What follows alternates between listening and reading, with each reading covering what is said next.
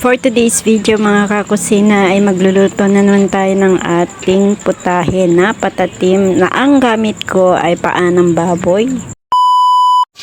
At sa isang malaking kawali ay ginisa na nga natin ang ating bawang at sibuyas. At pagkatapos ay susunod na nga rin yung hiniwang paa ng karneng baboy.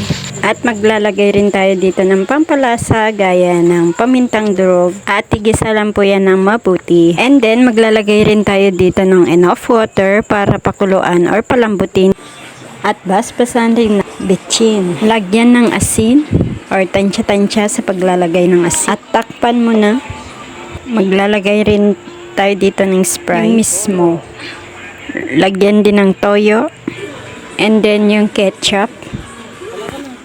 Sunod yung banana blossom. At kung bago ka sa aking channel at hindi ka pa nakapag-subscribe, please i-click mo yung subscribe button and hit mo na rin yung notification bell at yung bell all para lagi kang updated for more recipes. Thank you! At imimix lang po yan ng mabuti. At mukhang nakulangan nga tayo sa paglalagay nitong ketchup at maglalagay ulit tayo.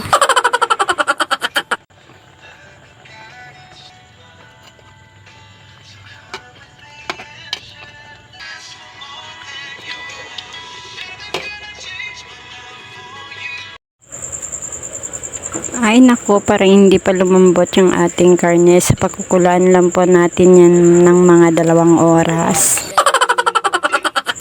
Titikman muna natin bago natin lutuin ng bonggang-bongga.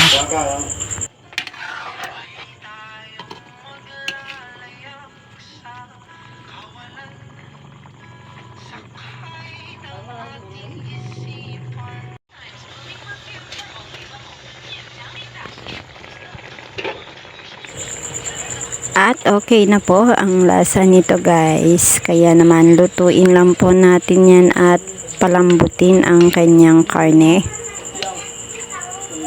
So ayan, halos luto na nga yung ating ulam for today. Kaya naman hahanguin na natin to at tayo makakain na.